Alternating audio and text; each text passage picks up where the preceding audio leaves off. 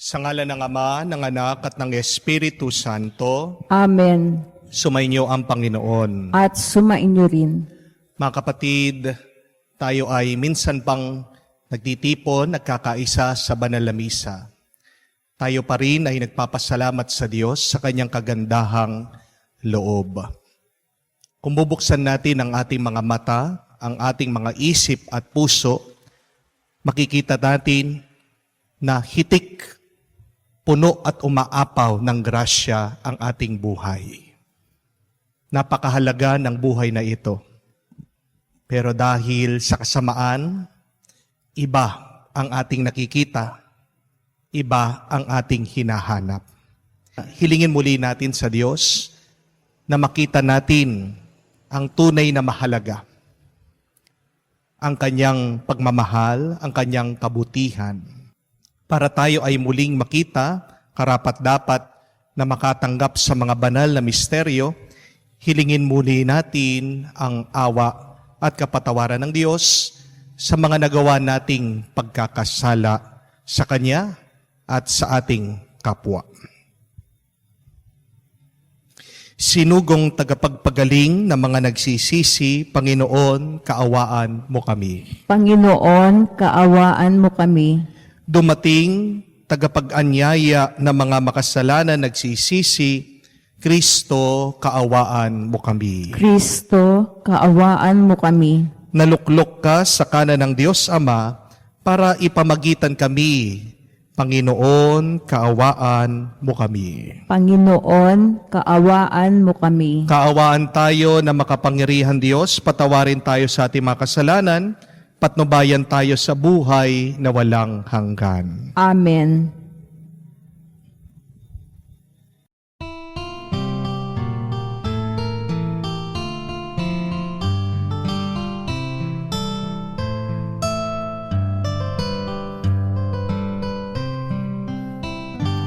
Luwalhati sa Diyos sa kaitaasan, kaloob sa lupa ay kapayapaan.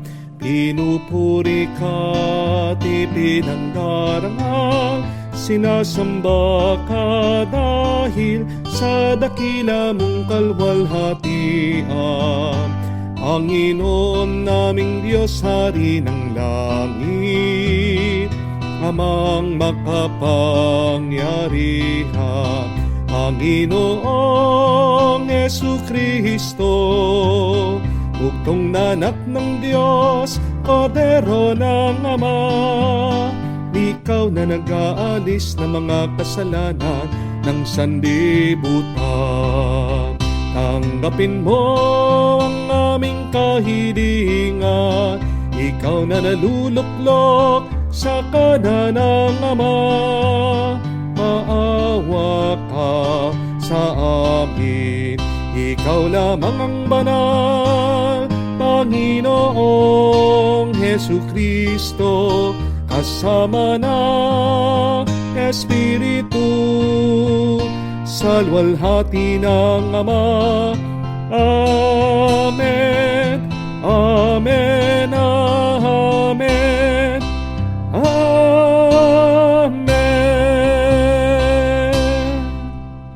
Manalangin tayo. Ama naming makapangyarihan, nililingap mo ang mga walang inaasahan kundi ikaw. Hindi maidarangal at hindi magiging banal ang sino man sa iyo'y mapapawalay. Dagdagan mo ang iyong kagandahang loob sa amin upang sa iyong pamumuno at pangangasiwa magiliw, mapakinabangan namin ang mga biyaya mo sa lupa bilang pagkakamit na namin sa makalangit mong pagpapala. Sa pamamagitan ni Jesucristo, kasama ng Espiritu Santo, magpa sa walang hanggan. Amen.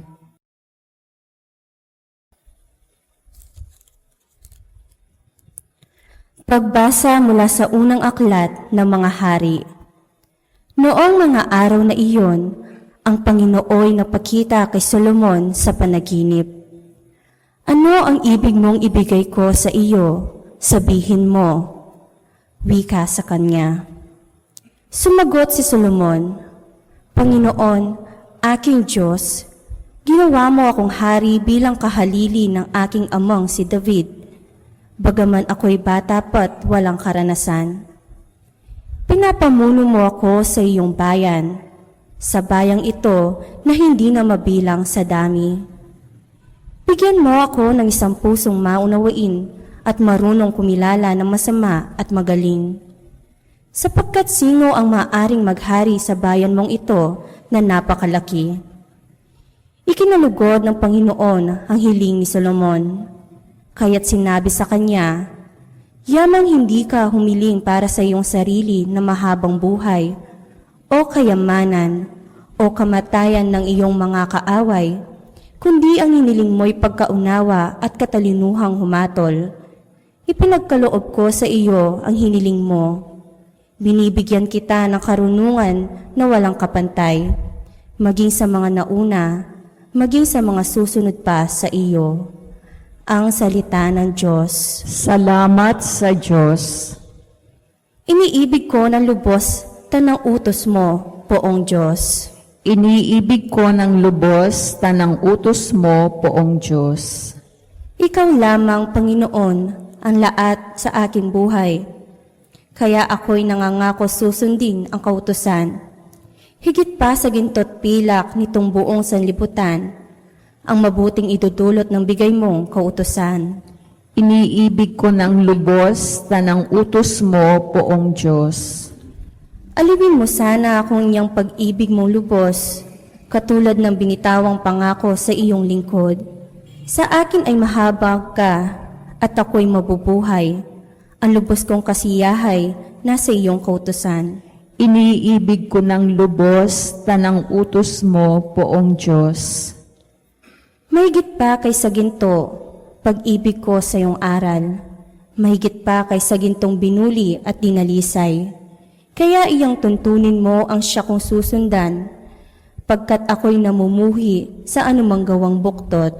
Iniibig ko ng lubos tanang utos mo, Poong Diyos. Lubos akong humahanga sa bigay mong mga turo. Iya'y aking iingat at susundin ng buong puso. Ang liwanag ng turo mo'y nagsisilbing isang tanglaw. Nagbibigay dunong ito sa wala pang karanasan. Iniibig ko ng lubos tanang utos mo, Poong Diyos. Pagbasa mula sa sulat ni Apostol San Pablo sa mga taga-Roma. Mga kapatid, alam natin lahat ng bagay. Ang Diyos ay gumagawang kasama ang nagmamahal sa Kanya. Ang mga tinawag ayon sa Kanyang panukala sa kanilang ikabubuti. Sapagkat mula pa'y alam na ng Diyos kung sino ang sa Kanya. Ang mga ito'y itinalaga niyang maging tulad ng kanyang anak, at sa gayoy, naging panganay natin siya. At ang mga itinalaga niya noong una pa ay kanyang tinawag. Ang mga tinawag niya ay kanya ring pinawalang sala, at ang kanyang pinawalang sala ay kanya namang binigyan ng karangalan. Ang salita ng Diyos. Salamat sa Diyos.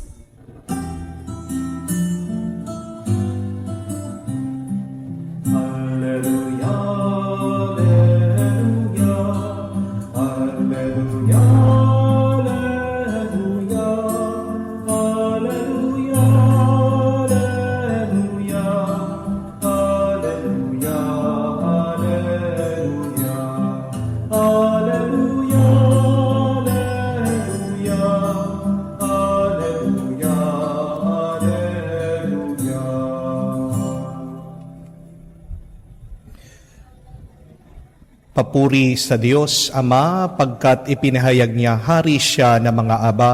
Alleluia, Alleluia. Sumayin niyo ang Panginoon. At sumainyo rin. Ang mabuting balita ng Panginoon ayon kay San Mateo. Pinupuri ka namin, Panginoong Heso Kristo. Nung panahong yun, sinabi ni Jesus sa mga tao, ang paghahari ng Diyos ay katulad ng kayamanang nakabaon sa isang bukid. Nahukay ito ng isang tao at tinabunan ulit. Sa laki ng tuwa, siya'y humayo at pinagbili ang lahat ng ari-arian niya at binili ang bukid na iyon. Gayon din naman, ang paghahari ng Diyos ay katulad nito, may isang mangangalakal na naghahanap ng mamahaling perlas. Na makita niya isang perlas na napakahalaga, siya'y humayo, pinagbili ang lahat ng kanyang ari-arian at binili iyon. Mga kapatid, ang mabuting balita ng Panginoon. Pinupuri ka namin, Panginoong Heso Kristo. Magandang araw po muli sa inyong lahat. Nabati po natin lahat ng ating mga subscribers and followers ng ating YouTube channel na nanonood sa inyo po mga tahanan, nakikisama dito sa ating banal na misa. Bago po ang lahat, humihingi po kami dito sa Pilipinas ng inyong dasal at dalangin. Sa kasalukuyan po, marami po na lugar dito sa ating bansa ang nakalubog na dahil sa baha. Dahil po sa sunod-sunod na araw na walang tigil na pag-ulan. Pwede rin po na kayo ay mag-donate dito po sa ating Facebook page, sa ating YouTube channel, para po marami po tayong matulungan. Kasalukuyan po dito sa aming parokya, marami po mga bahay ang bahana at nangangailangan po ng pagkain ng mga tao dahil hindi sila makaalis. Remember us in your prayers. As we also pray for you, lalong-lalo na po ang ating mga OFW, isa po sila sa palaging kasama natin sa ating mga dasal, naway bigyan sila ng malakas na pangangatawan at kalusugan at ganyan din po ang mabilis na kagalingan ng ating mga kapatid na may sakit at may kapansanan. Na po minsan merong isang kwento tungkol sa isang magsasaka. Kahit na po no read at no write siya, hindi po siya nakapag-aral dahil sa kanyang sipag na patapos po niya yung kanyang anak. At ito pong anak niya, siya po ay nakapunta sa ibang bansa doon sa Amerika. Ilang taon na din po na nagtatrabaho sa Amerika, pero itong pari, napansin po niya, bakit hindi po yata nag-i-improve o gumaganda yung kabuhayan nitong magsasaka. Kaya nga, no po minsan, naisip po nitong pari, kumustahin ito pong magsasaka. Sabi niya, tay, musta na po yung inyong anak na nagtatrabaho sa Amerika? Mabuti naman po, sabi po nitong matanda. Palagi nga po siyang sumusulat eh. Talaga po. Ano po ang sinusulat niya? Hindi ko po masyadong maintindihan, Father kinukolekta ko na lang po yung sulat niya. Pero kalakip po ng mga sobre, ng mga sulat, meron pong nakalagay na green na papel. Green na papel? Sabi po nitong pare. Pwede po bang makita ko kung ano yung mga sulat ng inyong anak? At kinuha po ng matanda yung mga liham at pinakita niya dun sa pare. Nabigla po yung pare. Bakit? Yung pong green na papel na binabanggit ng matanda, dollars. Hindi po alam ng matanda na kasama ng mga sulat ay binibigyan siya ng pera dahil hindi po siya nag-aral. Pero sa totoo, mayaman na mayaman po itong matanda. Pwede na pong mapagawa ng matanda yung kanyang bahay. Pero ano po ang aral? Kadalasan, my dear friends, ang grasya ay nasa harapan na natin. Nakatago lang. Kailangan lang nating makita, hanapin, hawakan. Ang sinasabi pa nga po, napakaganda ni Anthony de Mello is, we are surrounded with joy, with happiness, with the love of the kingdom of God in our midst. And yet, a lot of people have no idea. Hitik na hitik sa grasya ang ating buhay. Hindi po nagkukulang sa pagbibigay ng bendisyon ang Diyos sa atin. Pero nasa atin, kailangan pa rin natin itong hanapin. Kung paano po ito yung paanyaya ng kwento, itong hidden treasure, nakatago na kayamanan. Pero ito siguro yung magandang tanong paano ba natin makikita ang nakatagong kayamanan? 3 bagay lang po. Una, kailangan nating alamin. We should be knowledgeable. Tingnan niyo po, dito sa unang pagbasa, ang ganda. Tinatanong ng Diyos ni Yahweh kay Haring Solomon, ano bang gusto mo? Mahabang buhay, mas maraming kayamanan, kapangyarihan. Tingnan niyo po kung anong hiningi nitong hari. Bigyan niyo po ko ng karunungan. Give me wisdom. Tuwang-tuwa ang Diyos. Binigay ang karunungan. Anong nangyari? Sumunod pong dumating itong mahabang buhay, magandang kalusugan. Mas dumami pa ang kanyang kayamanan at naging mas makapangyarihan siya. Kung wala kang katalinuhan, kung wala kang karunungan, hindi mo makikita ang kayamanan. Yan yung una, walang katuturan, walang silbi ang ating paghahanap ng tunay na mahalaga kung hindi mo alam kung ano ang iyong hinahanap. Sa New Zealand po, itong aking kaibigan, tumira po doon. Sabi niya nung unang panahon, yung mga nakatira sa New Zealand, hindi po nila alam.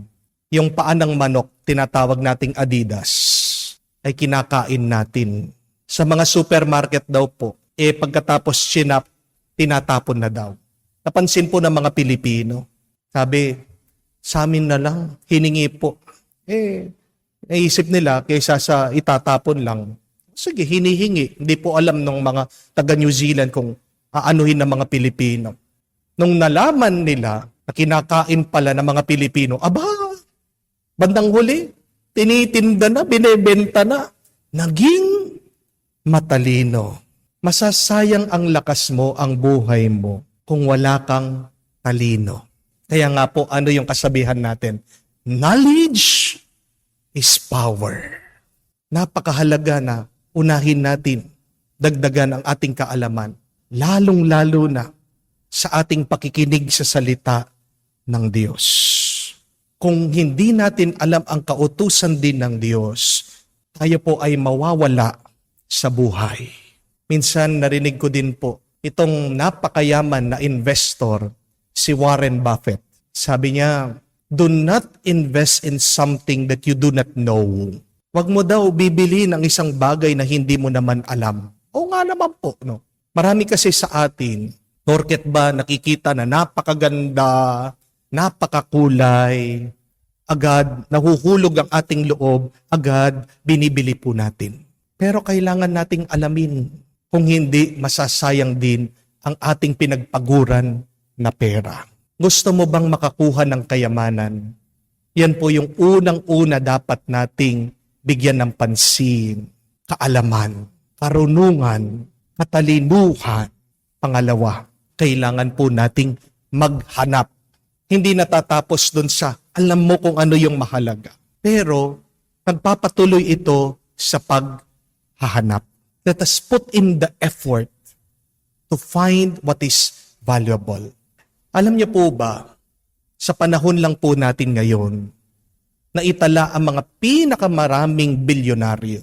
At yun po yung tanong nila, bakit ang daming bilyonaryo bigla-bigla dumami itong mga mayayaman? Ano daw po ang sikreto? Bakit biglang yaman ang maraming tao ngayon? At kung tatanungin niyo daw isa-isa itong mga mayayaman na ito, isa lang ang palagi nilang sinasagot. Pare-parehas, isa ang kanilang ginagawa. Ano po yun? Nagbabasa sila. Palagi po silang nagbabasa. At ano po ang hinahanap nila sa kanilang pagbabasa? Hinahanap daw po nila yung isang magandang ideya. Dahil para po sa mga bilyonaryo, one great idea can create a fortune for you. Tandaan niyo po yun. We only need one great idea to become wealthy. Pero, kailangan lang po natin isang Diyos para maging ganap ang ating buhay, para magkaroon ng buhay na walang hanggan. Bukod po sa paghahanap ng katalinuhan, ng karunungan, pag ang Diyos, siya ang nahanap mo, you are complete. You are fulfilled. If one great idea can give you fortune, God can give you abounding grace. Palagi nating hanapin ang Diyos. Bakit? Dahil sa ating pagkakasala, palagi tayong nawawala sa Diyos. Palagi tayong nawawala ng Diyos. Always search. And what is the promise of Jesus? If you seek, you will find. Kung hindi ka maghahanap, hindi ka makakakita. Di po ba? That is the second secret to find a treasure in your life. Search, seek, huwag kang magsasawa. Pangatlo at kahuli-hulihan, do not let go. Pag nasumpungan mo na, pag nakita mo na, huwag ka nang bibitiw. Napakarami po sa atin. Pag nakuha na, anong nangyayari? Nagiging complacent. Nagiging palagay na. Madami sa atin ganyan. Pag nakamtan na natin yung ating gusto, hindi na po tayo nag-e-effort, anong nangyayari? Nawawala yung ating pinagpaguran. Minsan po, merong mga nagtatanong sa akin, Father, bakit kaya itong asawa ko, pinagpalit ako, tapos pinagpalit pa ako sa pangit? Tapos pinagpalit pa ako dun sa tamad. Pero simple lang po ang sagot nun. Ito ay dahil sa ating kahinaan. Dahil sa kasalanan. Anong ginagawa ng kasalanan sa atin? Ginugulong ating kaisipan. Dahil sa iyong kasalanan, kaya mong ipagpalit yung mabuti sa masama. But we should be reminded, why should we settle for less if we have the best? Minsan po, may mga ibang babae, buong buhay nila, tinrato sila na parang prinsesa ng kanilang mga ama. Pero titignan mo kung sino yung kanilang mga pinili, sino yung kanilang mga napangasawa. Ano ang trato sa kanila? Trato, basahan o alipin. Kung buong buhay mo, naranasan mo na isa kang prinsesa, bakit pipili ka ng isang tao na hindi prinsesa ang trato sa iyo? Di po ba? Ito ay dahil sa kasamaan. Pag nakuha mo na, pag nakamtan mo na, pag nasumpungan mo na yung mabuti, huwag mo nang itong pagpapalit sa iba. Aanuhin mo ang kayamanan. Kung hindi na pa sa'yo, mawawalang kwenta ang kayamanan. Nakita mo nga, pero nawala naman sa iyo. Meron po akong isang kaibigan, kinakwento po niya yung kanyang ama. Kamatay-matay pa lang po dahil sa liver cancer. At sabi niya, Father, alam mo yung tatay ko, napakabait. Lahat ng mga kapitbahay namin, kaibigan siya. Walang masamang tinapay sa aking ama, sabi po niya. Nung po minsan, sumakay ako sa tricycle. Nakilala ako nung nagmamaneho. Kinukumusta yung aking tatay. Nabanggit ko, wala na po siya. Patay na siya. At nabigla po yung nagmamaneho ng tricycle. Sabi, ba't hindi yung sinabi? Alam mo ba yung tatay mo napakabait? Noong minsan sumakay siya sa akin, niyaya ako, kumain kami ng pares. Nung panahon na yun, walang-wala akong pera, gutom na gutom ako. Para bang pinadala siya ng Diyos. Mamimiss ko yung tatay mo. Kalalaki daw pong tao na nagmamaneho, umiiyak. At alam niyo po, yung mga mabubuting tao, they are a rare species. Madadalang lang po nating makikita yan. Hindi po ba? Yan yung mga tao dapat na hinahanap natin eh. Yung pong diamante, yung pong ginto, yung perlas. Opo, mahirap hanapin yan. Pero yung mabuting tao, mas mahirap mahanap. Pero anong mabuting balita? Kahit na mahirap hanapin ang mabuting tao, madali na pwede kang maging mabuting tao. Di po ba? Anong ibig ko sabihin? Yung ginto, diamante, yung perlas, hindi ka makakagawa ng ganyan eh. Pero yung mabuting pagkatao, pwede mong maipakita yan. Madali lang. Sa paanong paraan? By your decision. By choosing to become a good person. Remember that we can never make gold, diamonds, or pearls. And yet, we can create good people by deciding to become one.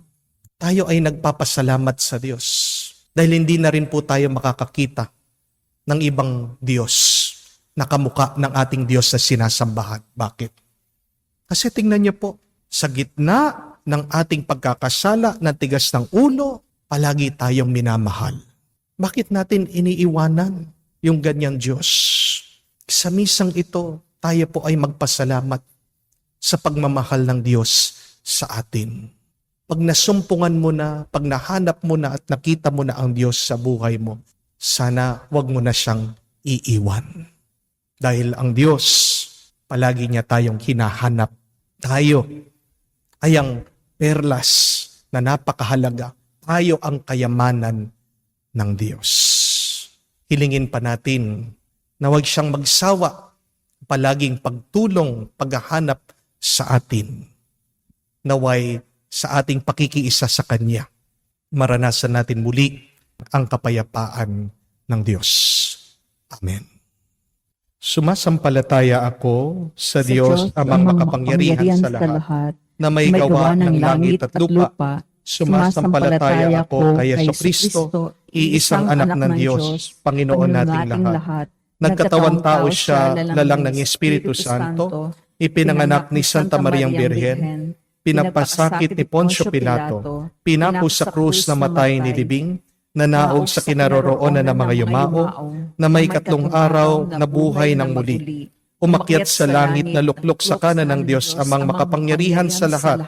Doon nagmumula, paririto at hukukom sa nabubuhay at nangamatay na tao. Sumasampalataya naman ako sa Diyos Espiritu, sa banal na simbahang Katolika, sa kasamahan ng mga banal sa kapatawaran ng mga kasalanan, sa pagkabuhay muli ng mga namatay na tao, at sa buhay na walang hanggan. Amen.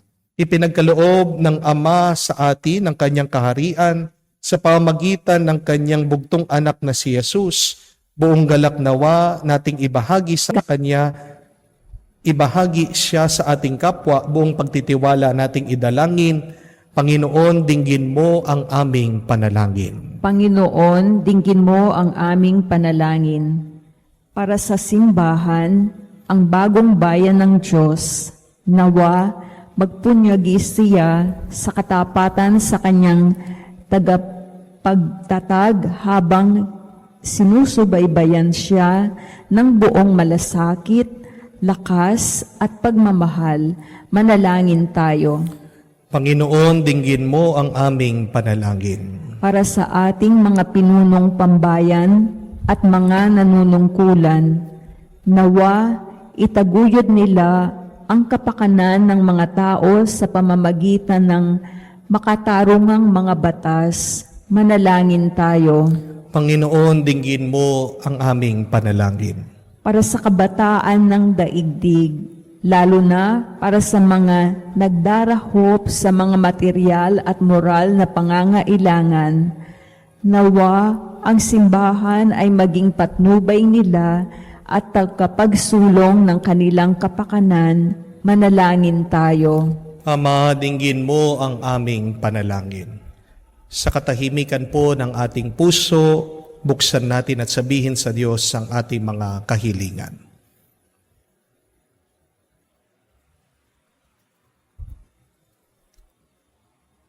Amang mawain, dinggin mo ang kahilingan ng iyong bayan, mapasa amin nawa ang iyong kaharian, at puspusin mo kami sa iyong kapangyarihan, makapangyarihang salita.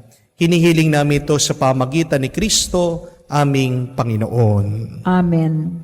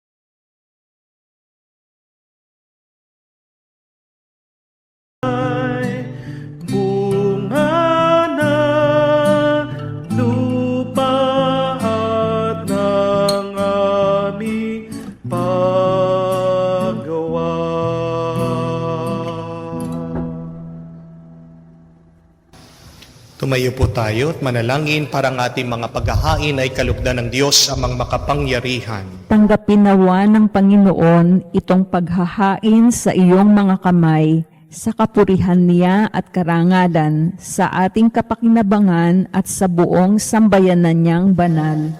Ama naming lumikha, tanggapin mo ang aming mga alay sa iyo nagmula. Ngayon aming inihahanda sa iyong dambana upang sa aming ginaganap na pagdiriwang ang iyong paglingap ay mataguyod sa tanan at mapagpabanal ang aming pamumuhay sa kasalukuyan maakay sa aming ligayang walang katapusan sa pamagitan ni Jesucristo kasama ng Espiritu Santo magpa sa walang hanggan. Amen. Sumainyo ang Panginoon. At sumainyo rin. Itaas sa Diyos sa inyong mga puso at diwa. Itinaas na namin sa Panginoon. Pasalamatan natin ang Panginoong ating Diyos. Marapat na siya ay pasalamatan. Ama naming makapangyarihan, tunay nga marapat ikaw ang aming pasalamatan. Ang iyong supling nagtaksil ay nababalik ngayon sa iyong paggiliw, bunga ng malasakit ng anak mong masunurin. At ang Espiritong bigay ng lahat ay kupkupin, kami mga tinubos ng anak mong mahal, ay niloob mong magtipon-tipon, magkapisan upang magsalo-salo sa masaganang hapag ng buhay. Kaysa ng anak mo at ng Espiritu ang iyong sambayanan, nagpupuri sa iyo, nakakapisan ngayon ang bumubuo sa katawan ni Kristo, nakakatipon ngayon sa pinananahan ng iyong Espiritu. Kaya kaysa ng mga anghel na nagsisiawit ng papuri sa iyo, walang humpay sa kalangitan kami nagbubunyi sa iyong kadakilaan.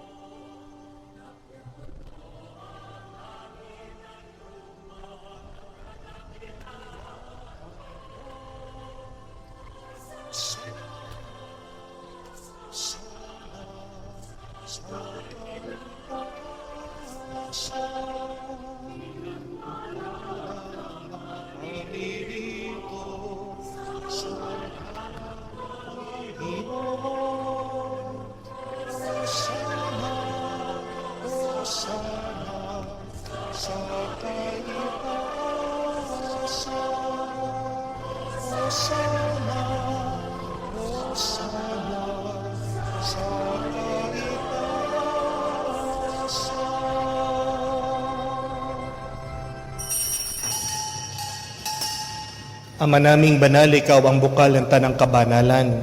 Kaya't sa pamagitan ng iyong Espiritu, gawin mong banal ang mga kaloob na ito upang para sa amin maging katawan at dugo ng aming Panginoong Jesucristo. Bago niya pinagtiis ang kusang loob na maging handog, hinawakan niyang tinapay, pinasalamatan kanya, pinaghati-hati niya yon, inabot sa kanyang mga alagad at sinabi, tanggapin ninyong lahat ito at kanin, itong aking katawan ay hahandog para sa inyo.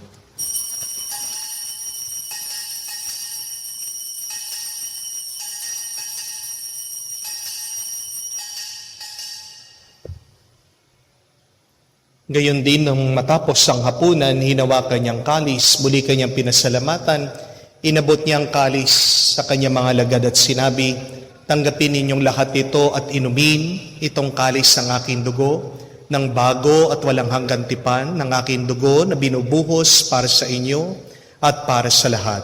Sa pagpapatawad ng mga kasalanan, gawin ninyo ito sa pag-aalaala sa akin.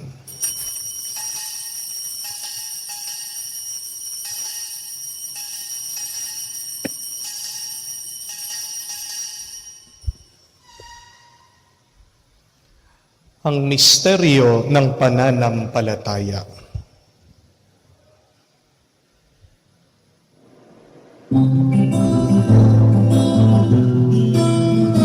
Sa krus mo ang pagkabuhay, kami tinubuhos mong tunay. Poong Jesus, naming mahal, iligtas mo kaming tanan. Poong Jesus, naming mahal, ngayon at magpakailanman. Ama, ginagawa namin ngayon ang pag-alaala sa pagkamatay, muling pagkabuhay ng iyong anak. Kaya tiniyalay namin sa iyo ang tinapay nagbibigay buhay, ang kalis na nagkakaloob ng kaligtasan. Kami nagpapasalamat dahil kami minarapat na tumayo sa harap mo para maglingkod sa iyo. Sinasamo namin kami magsalo-salo sa katawan at dugo ni Kristo ay mabuklod sa pagkakaisa sa pamagitan ng Espiritu Santo. Ama, lingapin mo ang iyong simbahan, laganap sa buong daigdig, puspusin mo kami sa pag-ibig. Kay San Francesco, aming Papa Florentino, aming Arsobispo, at ng Tanang Kaparian.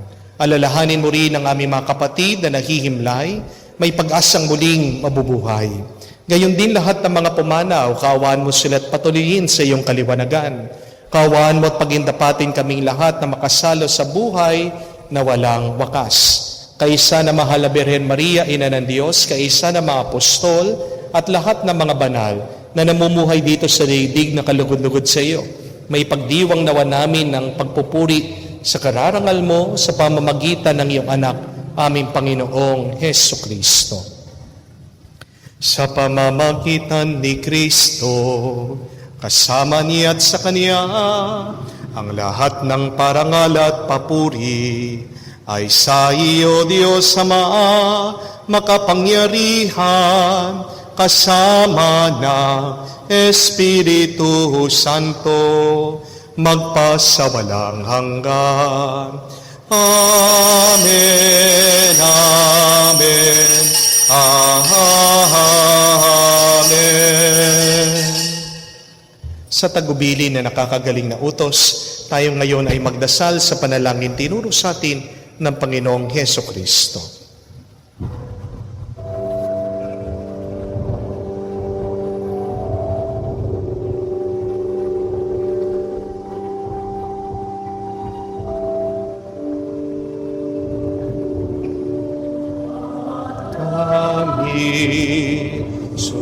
Sumasalangit ka, sambahin ang ngalan mo,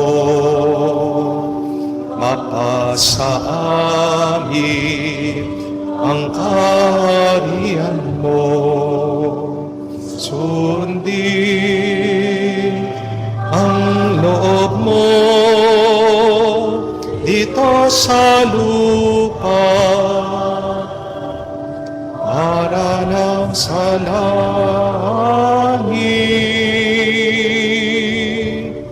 Bigyan mo kami ngayon aming kakanin sa araw-araw. At patawarin mo kami sa aming mga sala, para ng pagpapatawad namin sa nagkakasala sa amin. At huwag mo kami ipahintulot sa tukso, at yadya mo kami sa lahat ng sama.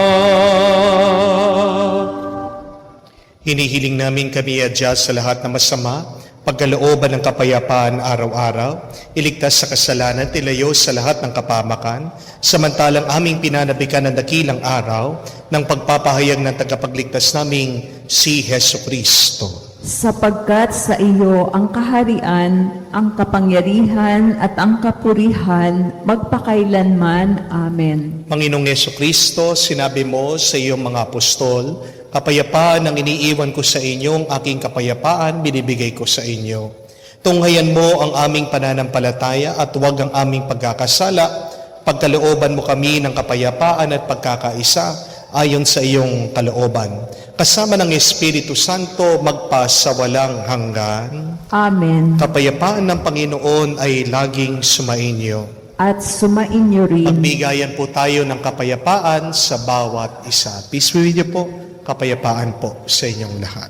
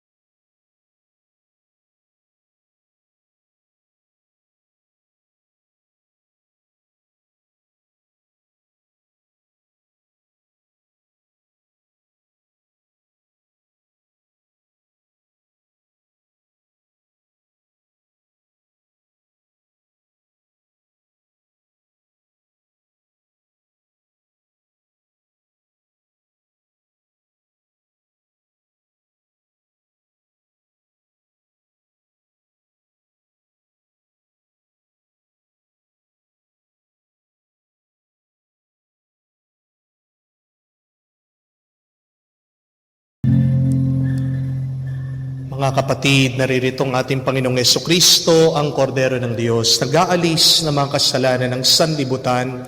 Mapalad tayong lumalapit sa piging ng Kordero. Panginoon, hindi ako karapat-dapat na magpatuloy sa iyo, ngunit sa isang salita mo lamang ay gagaling na ako.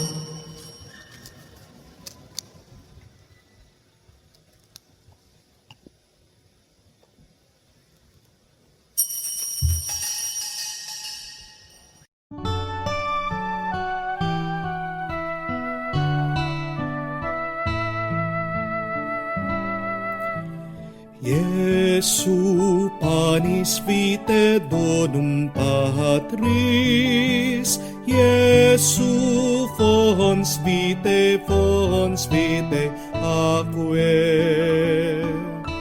Cibus et potus noster, cibus et postus noster, in itinere ad donum Dei. Mula sa lupa sumibol kang masigla, matapos kang yurakan ng mga masasama. Sumilang ang liwanag ng mga nawawala, tinapay na ang buhay, pagkain ng dukha. Jesu panis vitae donum Patris, Jesu fons vitae aquae. Cibus et potus noster,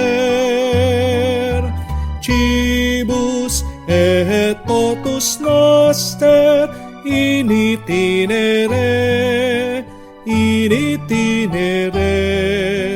ad donum Dei. Manalangin tayo. Ama naming mapagmahal, pinagsaluhan namin sa banal na pakikinabang ang alaalang walang kupas ng iyong anak na nag-alay ng sarili niyang buhay para sa aming kaligtasan. Pinagkaloob mo ito ay magdulot ng pag-unlad sa ipinamana niya sa aming pagliligtas bilang tagapamagitan kasama ng Espiritu Santo magpa sa walang hanggan. Amen. Sumainyo ang Panginoon. At sumainyo rin. Iyuko niyo po ang inyong mga ulo para sa pagpapala.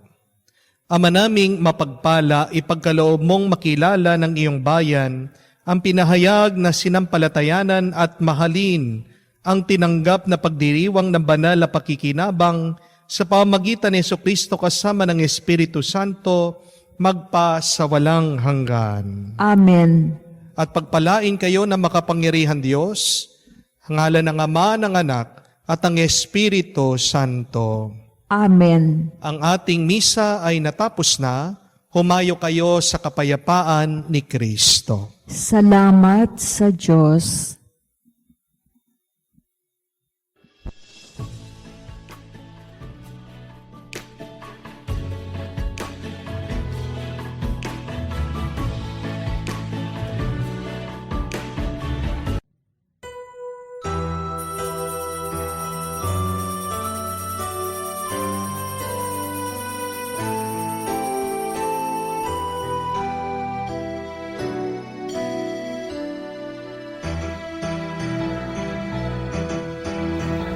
Purihin ninyo ang Panginoon, nagkilain ang kanyang ngalan. Purihin siya ay awitan at papurihan magpakailanman. Nilikha niyang langit at lupa, nilikha niyang araw at buwan, nilikha niyang mga isda't ibon, mga gubat at karagatan. Tunay siyang banal at dakila, purihin ang kanyang ngalan. Ang lahat ng nilikha niya'y mabuti, pinagyaman niya ng lubusan.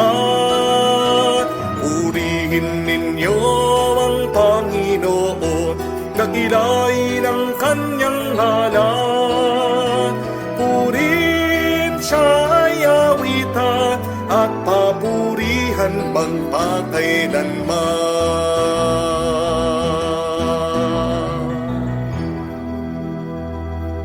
Sa ngalan ng Ama, ng Anak, at ng Espiritu Santo, Amen. sumainyo ang Panginoon. At sumaiyo rin. Every gising is a blessing. Purihin natin at pasalamatan ng Diyos sa isang panibagong araw, sa panibagong panahon, sa panibagong buhay na pinagkaloob niya sa atin. At tayo ay lumalapit muli sa Kanya sa pamamagitan ng banal na misa. Hinihingi natin muli ang Kanyang tulong, ang Kanyang awa. Mga kapatid, nararamdaman niyo po ba na minsan kayo ay napag-iiwanan na? Nararamdaman niyo ba na minsan kayo ay bigo? Nararamdaman niyo ba na minsan ng buhay ay wala ng pag-asa? Hindi mahalaga kung paano ka nagumpisa. Hindi mahalaga kung ano ang iyong nararanasan ngayon. Ang mahalaga ay kung paano matatapos lahat ng ating mga paghihirap, lahat ng ating pagsubok. Yan ang ating asahan. At yan din ang inaasahan ng Diyos sa atin. Ang isang magandang pagtatapos. Marami tayong mga pangako, marami tayong mga sinasabi, pero sa bandang huli, tayo ay huhusgahan ng Diyos sa pamamagitan ng ating mga ginawa dito sa mundo. Umpisahan natin sa ating mabuting paggawa, sa ating kilos, sa ating buhay, araw-araw. Kaya naman, hilingin natin muli ang tulong at awa ng Diyos sa anuman mga suliranin ng ating hinaharapan. Maaaring yan ay sa ating mga pamilya, sa ating trabaho, sa ating kalusugan. At magtiwala tayo na anuman ang hilingin natin sa Kanya, lalong-lalo na sa ngalan ng Kanyang anak, si Jesus, ipagkakaloob niya sa atin ito para makamtan natin ang isang mabuti at magandang katapusan. Sa napakaraming beses sa ating buhay na tayo ay sumuko na tayo ay nagpadapa sa tukso ng masama. Sa napakaraming beses na kung saan hindi rin tayo naging totoo sa ating mga salita, sa ating pangako sa Diyos. Hilingin muli natin ang Kanyang awa, ang Kanyang pagpapatawad, para makita tayong karapat-dapat na makatanggap sa mga banal na misteryo.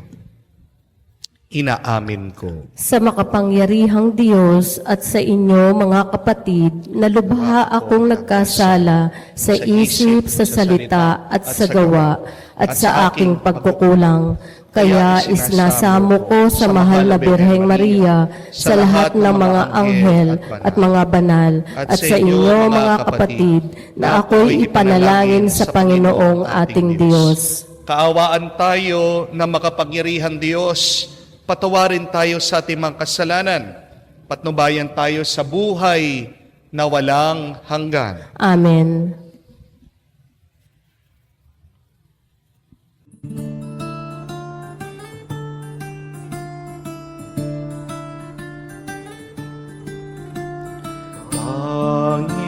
Panginoon, maawa ka.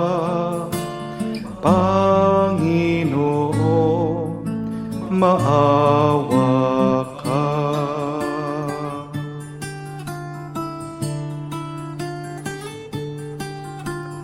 Kristo, maawa ka.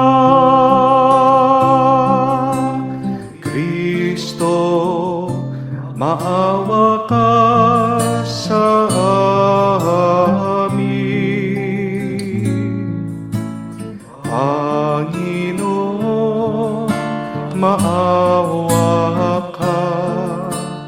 Panginoon, maawa ka. Gloria in excelsis Deo.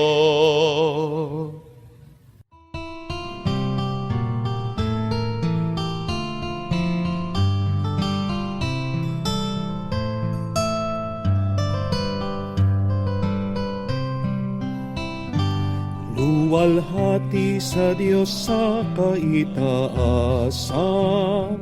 aloob sa lupa ay kapayapaan. Pinupuri ka at ipinangdarangal, sinasamba ka dahil sa dakila mong kalwalhatian. Panginoon naming Diyos, Hari ng langit, Amang makapangyarihan, Panginoong Jesucristo, buktong na anak ng Diyos, Kordero ng Ama. Ikaw na nag-aalis ng mga kasalanan ng sanlibutan. Tanggapin mo ang aming kahilingan, ikaw na naluluklok sa kanan ng Ama. Maawa ka sa amin, ikaw lamang ang banal, Panginoong Jesucristo, kasama ng Espiritu, sa luwalhati ng Ama. Amen, amen, amen. Amen. Manalangin tayo. Ama naming makapangyarihan, ang iyong pinakadakilang magagawa ay magpatawad, at ang iyong laging pinapakita ay pagkahabag. Padaluyin mo sa aming walang humpay ang kagandahang loob mo sa aming inaalay, upang sa pagkamit namin sa pangako mong bigay, kami gawin kasalo sa pinagkaloob mo sa kalangitan, sa pamamagitan ni Jesucristo, kasama ng Espiritu Santo, magpasawalang hanggan. Amen.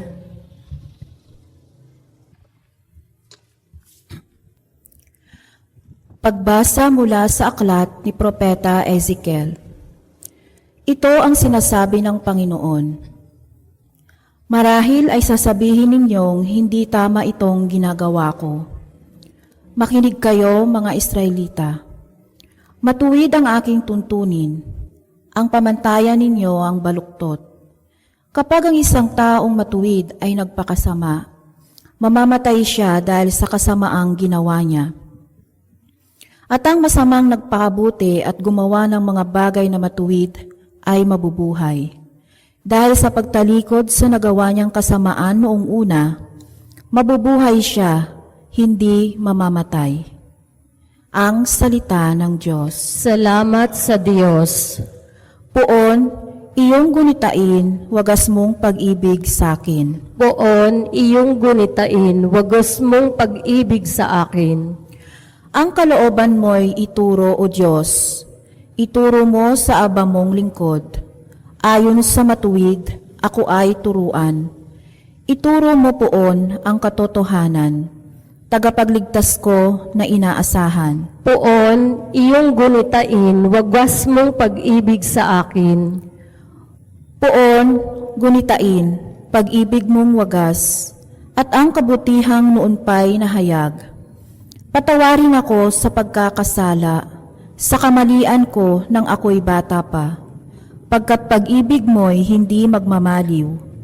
Ako sana poon ay alalahanin. Poon, iyong gunitain, wagas mong pag-ibig sa akin.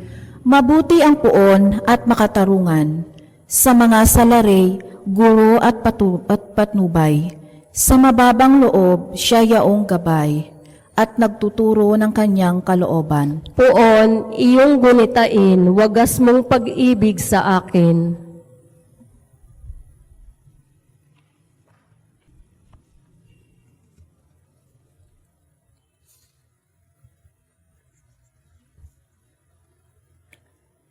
Pagbasa mula sa sulat ni Apostol San Pablo sa mga taga-Filipos. Mga kapatid, nagbibigay ba sa inyo ng kasiglahan ang buhay na nakaugnay kay Kristo? Naaaliw ba kayo sa kanyang pag-ibig? May pagkakaisa ba kayo sa Espiritu Santo? Kayo ba'y may nadaramang hangarin na tumulong sa iba? Kung gayon, lubusin ninyo ang aking kagalakan. Maghari sa inyo ang pagkakasundo. Magbuklod kayo sa iisang pag-ibig at maging isa kayo sa puso't diwa.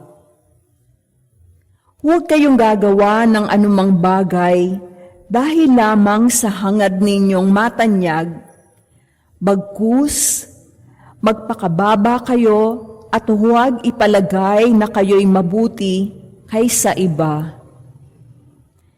Ipagmalasakit ninyo ang kapakanan ng iba, hindi lamang ang inyong sarili. Magpakababa kayo tulad ni Kristo Jesus, na bagamat siya'y Diyos, hindi nagpilit na manatiling kapantay ng Diyos. Bagkus, hinubad niya ang lahat ng katangian ng pagka-Diyos. Nagkatawang tao at namuhay na isang alipin. Nang maging tao, siya'y nagpakababa at naging masunurin hanggang kamatayan. Oo, hanggang kamatayan sa krus. Kaya naman, siya'y tinampok ng Diyos at binigyan ng pangalang higit sa lahat ng pangalan. Ano pat ang lahat ng nilalang na nasa langit, nasa lupa, na nasa ilalim ng lupa ay maninikluhod at sasamba sa Kanya. At ipahahayag ng lahat na si Hesukristo ang Panginoon sa ikararangal ng Diyos Ama. Ang salita ng Diyos. Salamat sa Diyos.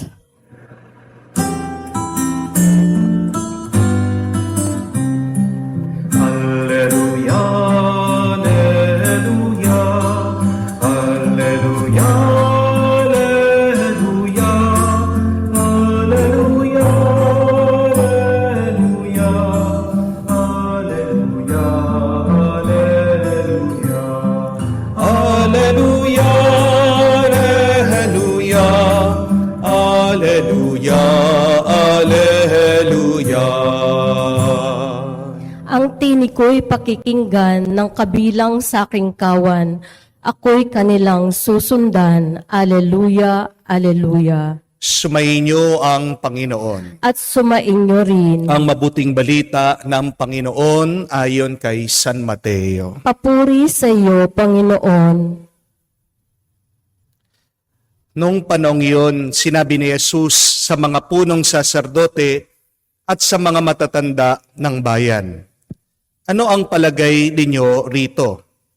May isang tao na may 2 anak na lalaki. Lumapit siya at ang nakakatanda sinabi, Anak, lumapit siya sa nakakatanda at sinabi, Anak, lumabas ka at magtrabaho sa ubasan ngayon. Ayoko po, tugon niya.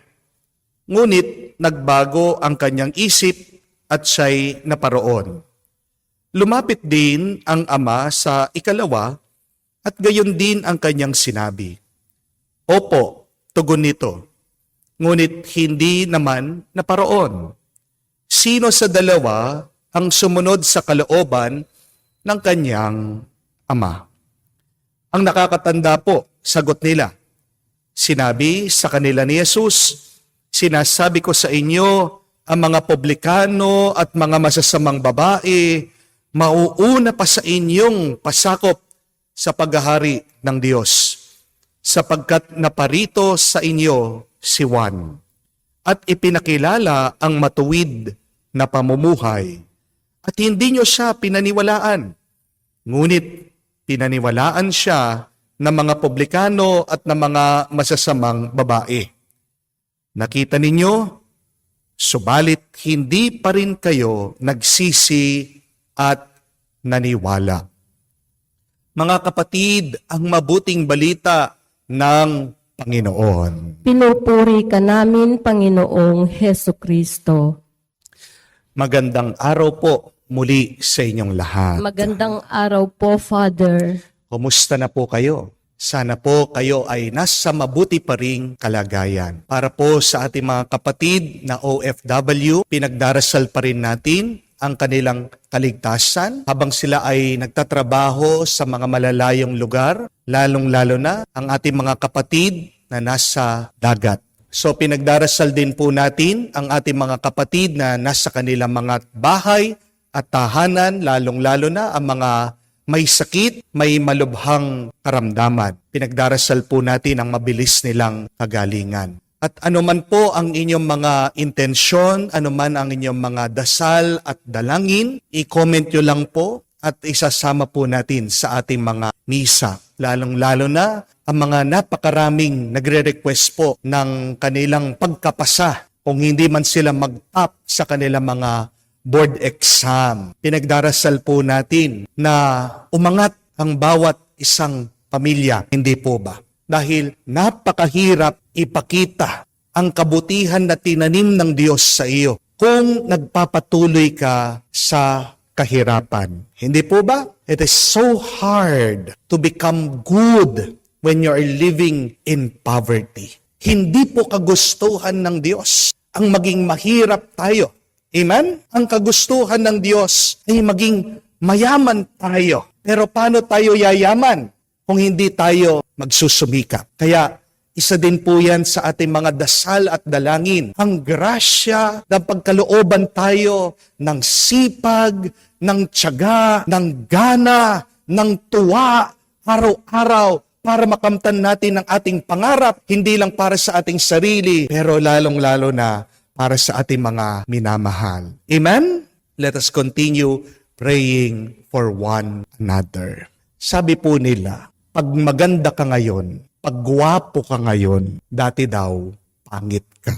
Naniniwala po ba kayo? Kung ako po ang tatanungin niyo, naniniwala po ako. Bakit? Pangit lang po ako nung bata ako eh. Nakita ko po yung aking mga picture. Di naman po ako kagandahang lalaki nung bata ako.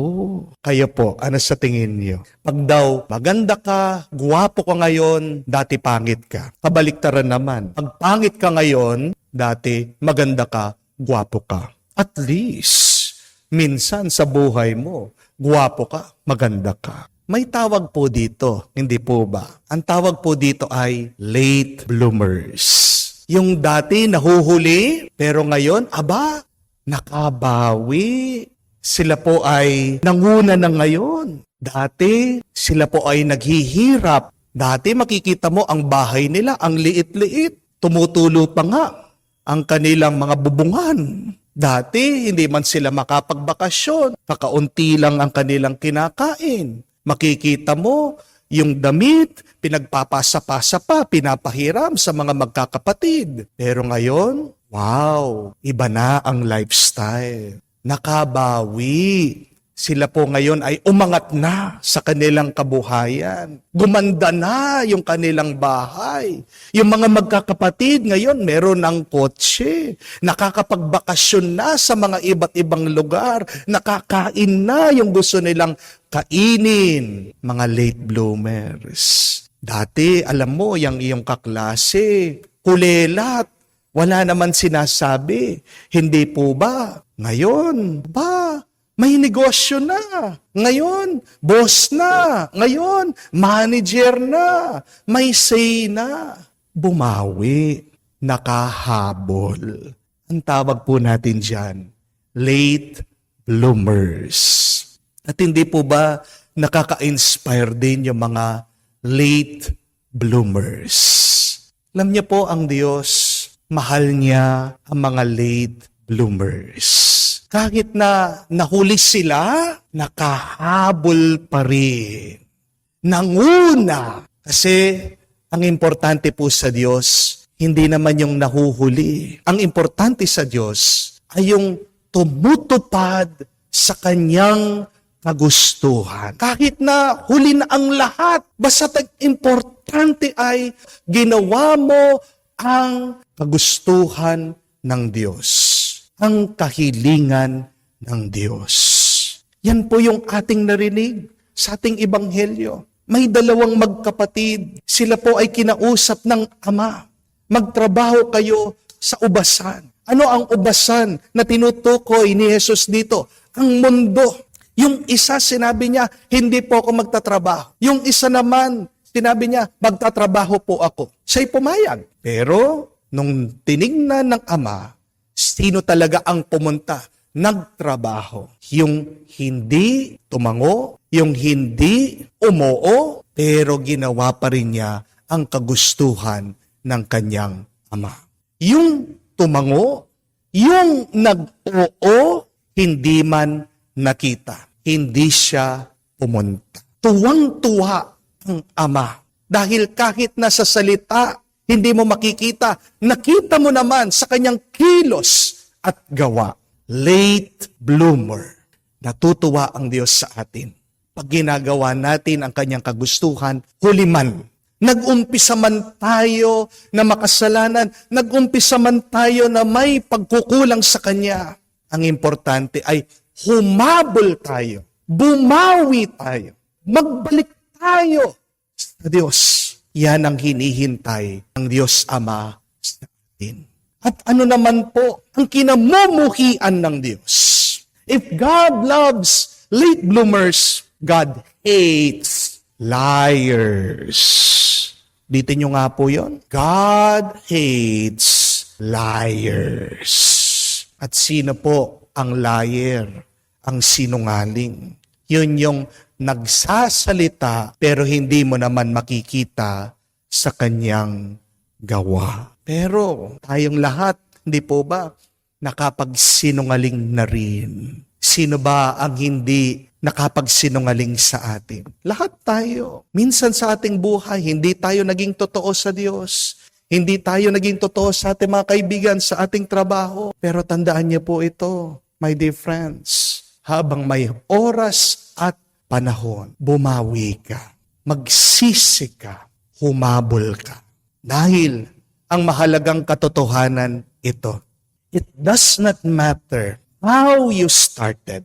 What matters is how you finish. Ang ganda po, no? Hindi naman mahalaga kung paano ka nag-umpisa. Ang mahalaga ay paano ka matatapos. Ang tanong, sa kasalukuyan mong paglalakbay ngayon sa iyong buhay, sa tingin mo ba? Maganda ba? Mabuti ba? Banal ba ang iyong katapusan? Aanuhin mo ang isang pelikula kung pangit ang ending. Hindi po ba? Kahit na rin yung kwento, kahit na kaganda ang laban, kung paano kaganda ang umpisa, kung kulelat naman at hindi maganda ang ending, walang kwenta. Aanuhin mo yung buhay, nag-umpisa ka nga na mayaman, marangya, pero anong katapusan? Kawawa. Kaya po ang tatanungin ko, anong mas gusto nyo? Yung mayaman ka na nag-umpisa o mayaman ka na natapos?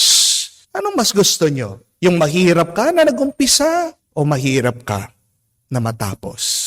Mas gusto natin na matapos tayo. Mayaman, mabuti, at masaya. Amen? Ang paanyaya ng Diyos.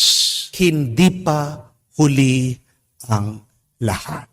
Sabihin mo yon sa iyong sarili. Ano man ang iyong pinagdadaanan ngayon, nalulungkot ka man, may utang ka, may sakit ka, nag-aaway kayo ng iyong pamilya, ng iyong asawa, ng iyong mga anak, hindi mo alam kung anong gagawin mo ngayon sa iyong buhay. Sabihin mo yan, hindi pa huli ang lahat. May ginagawa ang Diyos, pero tulungan mo.